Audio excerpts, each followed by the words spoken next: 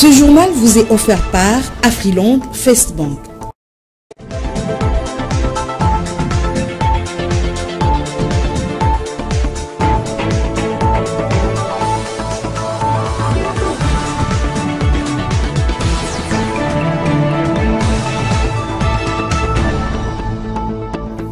C'est l'heure du journal sur la FM Télévision. Messieurs et dames, bonsoir et bienvenue dans cette session d'information.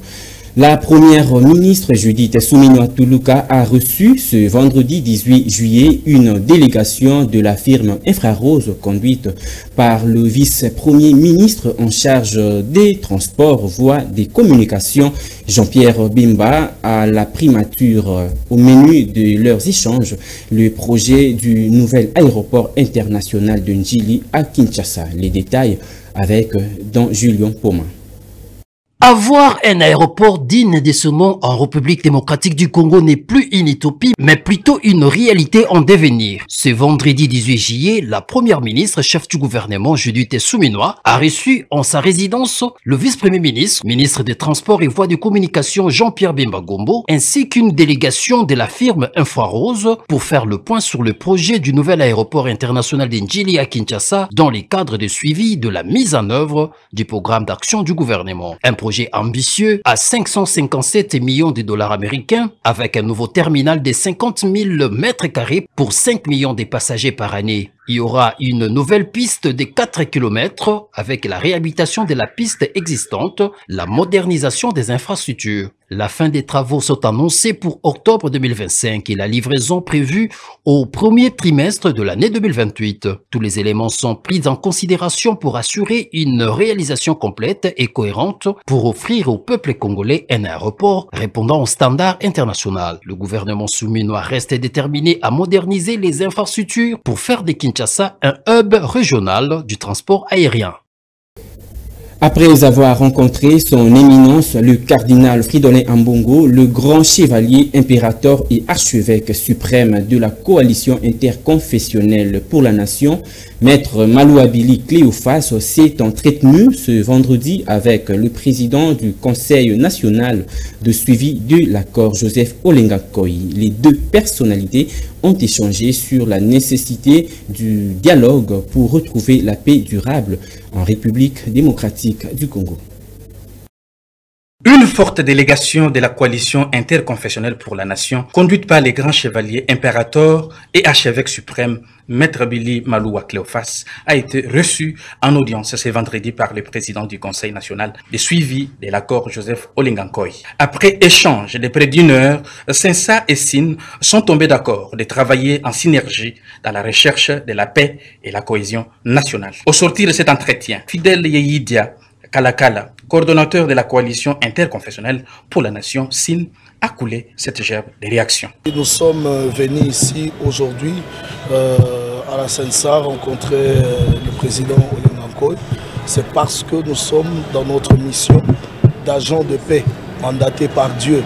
Et nous croyons que notre pays passe par une situation assez critique et que dans cette situation, il est important que tous les Congolais s'engagent dans la voie de la paix. Et pour être dans cette voie, il est important de rencontrer les personnes qui ont l'expertise, les institutions qui ont réellement le potentiel pour amener tout le monde dans cette voie. Et conscient du travail que la Sensa a déjà accompli dans notre nation en tant qu'une institution qui a été installée dans des contextes équivalentes à celle d'aujourd'hui, de celle de maintenant, et conscient de l'expérience que le président Olengankoy a dans la matière de dialogue et de gestion des conflits. Nous sommes venus en tant qu'Église partager avec lui sur notre désir de voir notre pays réunifié, de voir les Congolais heureux, en paix, et voir comment est-ce que ensemble nous pouvons marcher pour que notre pays retrouve la quiétude qui est sienne. Pour sa part, le président du Sensa, Joseph Olengankoy, a signifié que le dialogue reste la solution aux problèmes du pays avant de saluer l'initiative de la SIN. En ce qui nous concerne, nous allons nous battre. Par tous les moyens, il faut que la paix revienne dans ce pays. Il y a un temps pour tout. On s'est peut-être tué depuis longtemps, mais ce n'est pas parce qu'on était faible. Mais maintenant, je crois que l'ensemble de notre peuple doit se mobiliser comme un seul homme. Nous allons montrer au monde, à nous seuls, on peut trouver des solutions à nos problèmes.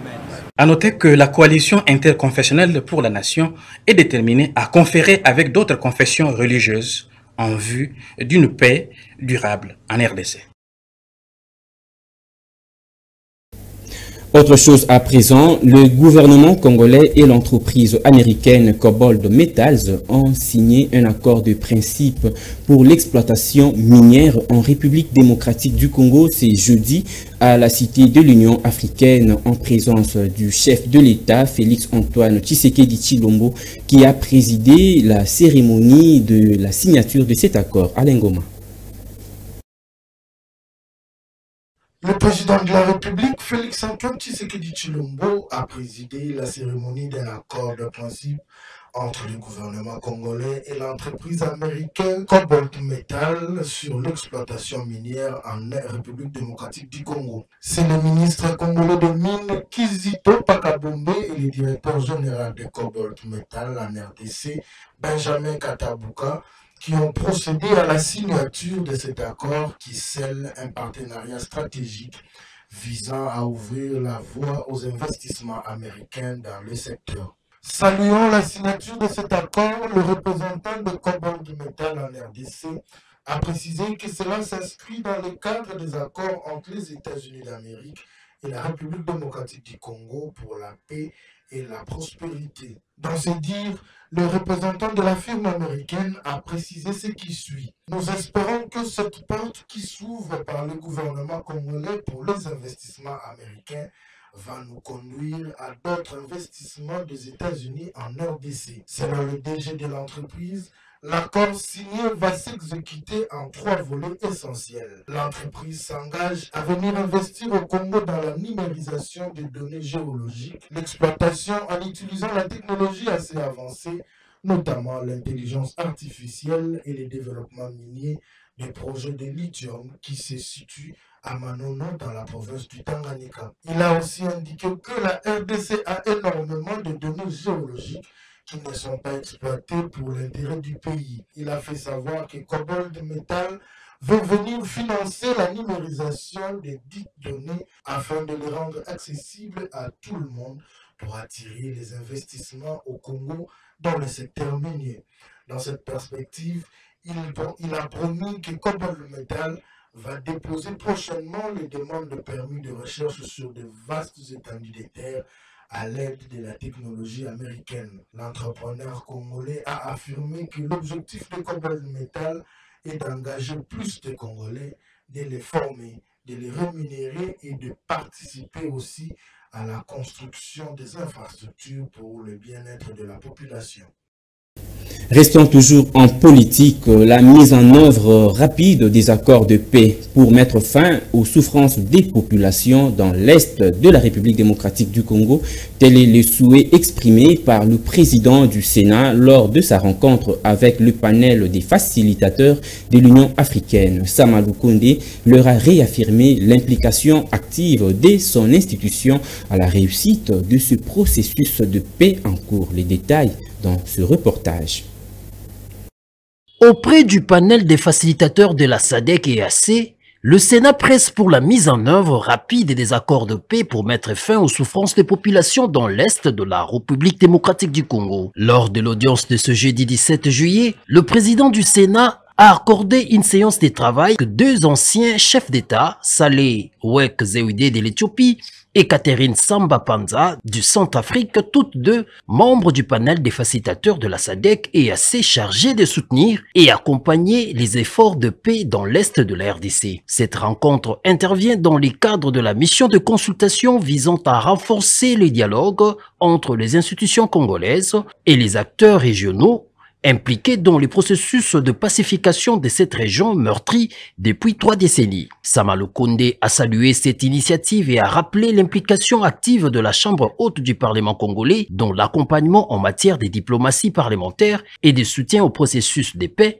notamment le récent protocole d'accord signé entre la RDC et le Rwanda à Washington aux États-Unis d'Amérique. Par ailleurs, Le sommet conjoint des communautés de l'Afrique de l'Est, EAC, et de la communauté de développement de l'Afrique australe, SADC, avait décidé au mois de mars dernier de nommer 5 chefs d'État comme facilitateurs dans la crise qui secoue l'Est de la République démocratique du Congo. Il s'agit entre autres de Olusegun Obasanjo, ancien président du Nigeria, Uhuru Kenyatta, ancien président du Kenya, Kgalema Motlane, ancien président d'Afrique du Sud, Catherine Samba-Panza, ancienne présidente de la République centrafricaine, et Saleh Wek Zewde, ancienne présidente de l'Éthiopie. Ce panel de facilitateurs de la SADC et EAC a pour mission d'accompagner la médiation désignée par l'Union africaine en la présence de Fornia Simbe, président du Conseil togolais. En date du 17 mai dernier, il avait reçu à Lomé les 5 facilitateurs pour la mise en œuvre de leur mandat.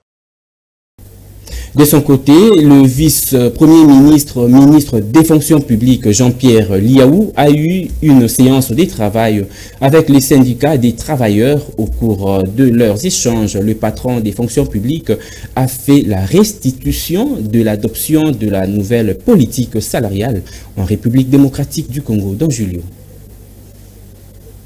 À l'issue des 40 jours de travaux intensifs en commission, le document stratégique de la nouvelle politique salariale a été adopté en plénière ce jeudi 17 juillet sous la présidence du vice-premier ministre Jean-Pierre Liaou en présence des vice-ministres du Budget et des Finances. Cette adoption historique constitue une avancée majeure dans les processus des réformes de l'administration publique. La nouvelle politique salariale établit les bases d'un système de rémunération juste, équitable et soutenable, reposant sur une grille barymique uniformisée, alignée à la fois sur les capacités budgétaires de l'État et sur les principes des performances. Dans son adresse, le vice-premier ministre, ministre de la fonction publique Jean-Pierre Liaou a salué la rigueur et la qualité du travail accompli par les experts, soulignant que ce document servira désormais de boussole pour la concrétisation du progrès social sous le leadership du chef de l'État Félix-Antoine Tshisekedi Tshilombo. Il a rappelé que cette étape marque un jalon essentiel vers un cadre salarial rénové destiné à corriger les inégalités, renforcer la motivation des agents publics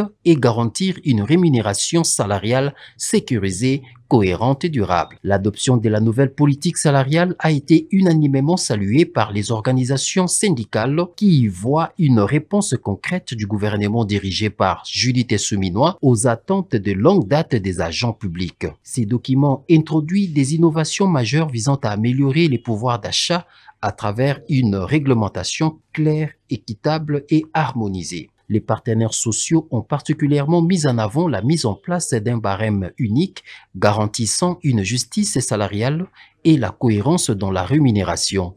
Pour eux, cette réforme marque un tournant décisif vers un équilibre social durable en instaurant un système fondé sur la transparence, la stabilité, la soutenabilité budgétaire et la valorisation du mérite.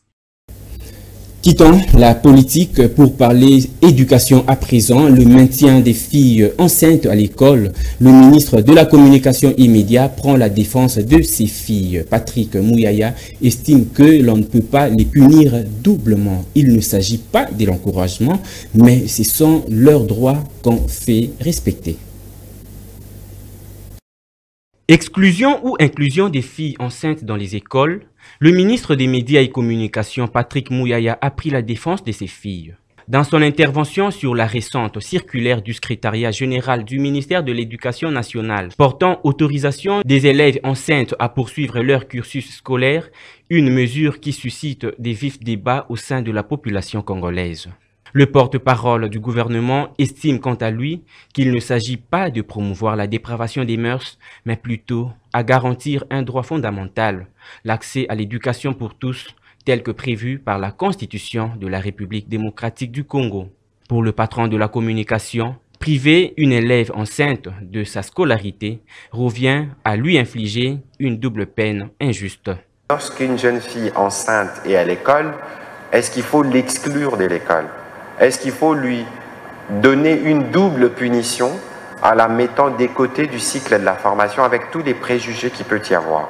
Ou est-ce qu'au contraire, on peut nous assurer qu'elle continue d'être encadrée avec évidemment les dispositifs d'accompagnement qu'il y a, mais que cela serve d'exemple aux parents, aux autres élèves et à l'école pour se dire Qu'est-ce que nous devons faire pour éviter que cela n'arrive pendant que l'enfant est à l'école? Considérer cela comme un élément qui doit nous permettre d'être davantage proches de nos filles et de nos enfants, leur parler sans tabou des sexualités. Dans une société, on adore les tabous.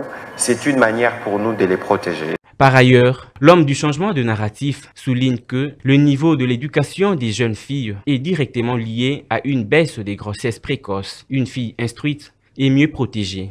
L'école est l'un des meilleurs outils de prévention, a-t-il déclaré. Toujours dans le même registre, la décision gouvernementale autorisant les filles enceintes à aller à l'école ne cesse de susciter des vives tensions au sein de l'opinion nationale. À Kinshasa, quelques Kinois interrogés par nos reporters ont émis des avis divergents à ce sujet. Ils sont au micro de François Beya et Torres Atibou. C'est d'ailleurs primordial de laisser les enfants, même si elles se retrouvent enceintes, de participer aux cours et aussi aux examens d'État. Pourquoi? Premièrement, vous devez savoir que l'enfant mineur est considéré comme une personne qui n'a pas toute sa conscience. Elle est considérée comme victime. Hein? Dès lors qu'elle est engrossée, on suppose que c'est une viol. Madame ministre a créé citation dans la commission au télé la loi. Parce qu'elles ont interdit, c'était mon amouki. Au moins qu'il a dit au télé la mi bien sûr que souci à pour la banane sur battant quel que soit le problème. Mais au moins que citation a pour ça que pardon mikolo muso bando c'était ba mineur légèreté quand il m'a mon na makambo ya classe et de deux bon mon citation au comme makambo na classe comme mélanger ba fille au ba bota na ba fille au ba bota non té et parti ba ba bota té place ba ofanda masoloni ba beta mo ba mona moninga na bango déjà aboti mais pe azongi les classes bango pe kozala ba kozo exemple wana kulanda ndeko na bango akende ko sa désordre wana après passer sous deuxième chance na passé que l'état est paraba télé mélange ko wana. Alors la note pour moi elle est ni mauvaise ni bonne dans le sens où on n'a pas autorisé les grossesses aux enfants, aux jeunes, aux adolescents. On a plutôt essayé de montrer que tout le monde a droit à l'éducation. La grossesse, évidemment, peut être, on peut l'attraper comme ça, de plusieurs manières. Il y a celles qui ont des grossesses, ce sont des viols, des accidents et autres. On ne peut pas non plus leur stigmatiser, non plus leur interdire la vie et tout. Ce n'est pas vraiment une bonne décision. Et pour moi, je vais trouver la solution. C'est mieux de faire l'enfant, doit d'abord mettre au monde ou accoucher et après revenir faire les examens. C'est d'après moi. Après l'ouverture de postes frontaliers des Bunagana par l'Ouganda, la ministre d'État en charge des Affaires étrangères de la République démocratique du Congo, Thérèse Kayikwamba, a convoqué jeudi l'ambassadeur de l'Ouganda en poste à Kinshasa pour lui fournir des explications sur cette décision jugée alarmante par les autorités congolaises.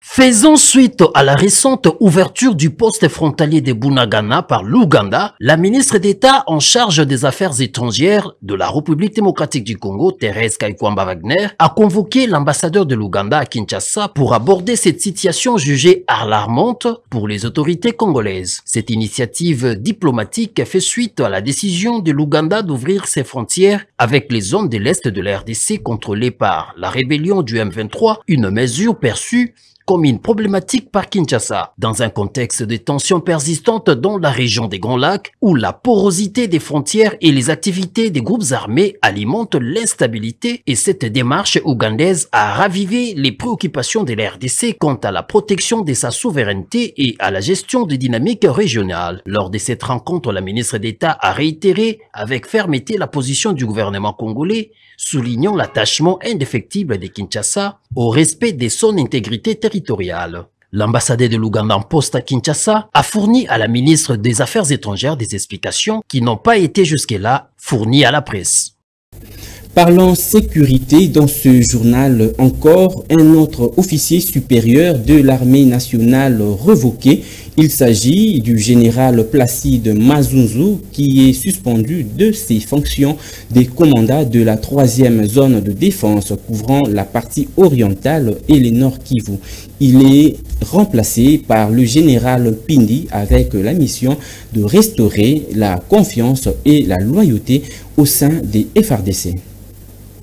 L'on assiste à une sorte de purge au sein de l'armée congolaise. Après l'arrestation des généraux Chiwewe, Yav et Ntumba, c'est au tour du général Placide Mazunzu d'être relevé de ses fonctions du commandant de la 3e zone de défense couvrant le Grand Kivu et la Grande Orientale. Il est soupçonné d'être en collusion néfaste avec le général Chiwewe dans une présumée tentative de déstabilisation des institutions de la République depuis Kinshasa. Il est remplacé par le général Pindi, dont la mission consistera à restaurer la confiance au sein des troupes et de renforcer la vigilance dans une région marquée par une présence accrue des groupes armés. Les autorités militaires insistent sur la nécessité de préserver la vigilance au sein de la chaîne de commandement en cette période critique pour la sécurité nationale. Au-delà de nos frontières, retenez qu'après les bombardements de l'église Sainte Famille de Gaza par une frappe israélienne, le Premier ministre Benjamin Netanyahou a présenté ses excuses à Donald Trump, indiquant que cette frappe était une erreur qu'il regrette. La croix est restée debout, mais elle trône désormais sur des décombres. La seule église catholique du territoire palestinien a été durement touchée par une frappe. Le curé de la paroisse, le père Gabriel Romanelli, a été blessé et plusieurs personnes sont mortes. Dans la matinée, un obus de char nous a pris pour cible et a frappé l'église. Des civils ont été tués et d'autres blessés. Et ma mère a été grièvement blessée au crâne. Dans un communiqué, le patriarcat latin de Jérusalem accuse directement l'armée israélienne. Ce matin, vers 10h20, l'église de la Sainte Famille à Gaza, appartenant au patriarcat latin, a été frappée par l'armée israélienne. Le patriarcat latin condamne fermement cette tragédie et cette prise pour cible de civils innocents et d'un lieu sacré. Des centaines de fidèles avaient trouvé refuge dans l'édifice depuis le début de la guerre, se pensant à l'abri des combats. L'armée israélienne, de son côté, reconnaît une erreur potentielle. Une première enquête sur les rapports concernant des personnes blessées dans l'église de la Sainte Famille dans la ville de Gaza suggère que des fragments d'un obus tiré au cours d'une activité opérationnelle dans la zone ont touché l'église par erreur. La cause de l'incident est en cours d'examen. Dans un télégramme adressé aux victimes, le pape Léon s'est dit profondément attristé, mais s'abstient de désigner un coupable. Giorgia Meloni, elle, accuse. Les raids israéliens sur Gaza ont touché l'église de la Sainte Famille. Les attaques qu'Israël mène depuis des mois contre la population civile sont inacceptables. Aucune action militaire ne peut justifier une telle attitude. L'attaque de cette église, placée sous la protection historique de la France, a aussi fait réagir le ministre des Affaires étrangères, Jean-Noël Barrot. J'ai exprimé au patriarche latin de Jérusalem l'émotion et la solidarité de notre pays. Ces attaques sont intolérables. Il est temps que le carnage à Gaza cesse. Cette attaque n'est pas une première. Au début de la guerre, cette église avait déjà été frappée. Et en décembre 2023, 2 paroissiennes avaient été tuées par balle alors qu'elles se trouvaient à l'intérieur de l'édifice. Restons toujours à l'international, cité dans l'affaire Epstein, le président américain Donald Trump menace de poursuivre en justice les Wall Street Journal après un article lui attribuant une lettre salace à Epstein. La suite dans ce récit de nos confrères de France 24. Joyeux anniversaire et que chaque jour soit un autre merveilleux secret. Ces mots conclut une lettre envoyée par Donald Trump à Jeffrey Epstein à l'occasion de son 50e anniversaire. Une information publiée par le Wall Street Journal ce jeudi. La lettre, à caractère obscène, serait accompagnée de l'esquisse d'une femme nue avec la signature surprenante du président américain qui, selon le quotidien, représenterait des poils pubiens.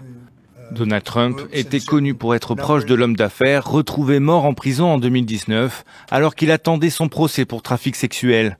Sur son réseau social, Truth Social, le président américain dément. La rédactrice en chef du Wall Street Journal, Emma Tucker, a été informée directement par Caroline Leavitt et par le président Trump que la lettre était un faux, mais Emma Tucker n'a pas voulu l'entendre.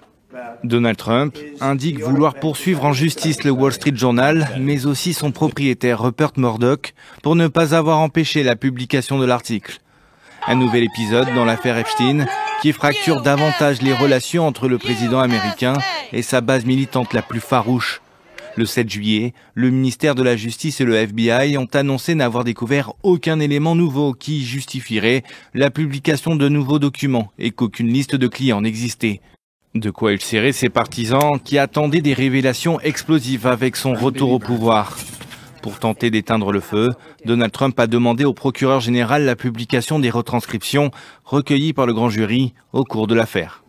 Compte tenu de la publicité ridicule faite à Jeffrey Epstein, j'ai demandé au procureur général Pam Bondi de produire tous les témoignages pertinents du grand jury, sous réserve de l'approbation de la Cour.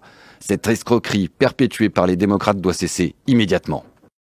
Ces dernières années, Donald Trump a tout fait pour minimiser sa relation avec Jeffrey Epstein, un homme qu'il qualifiait de formidable dans une interview en 2002 et qui, selon lui, savait profiter de la vie. C'est par cette page internationale que nous mettons un terme à ce journal. Mesdames, Messieurs, merci pour votre attention soutenue. Au revoir.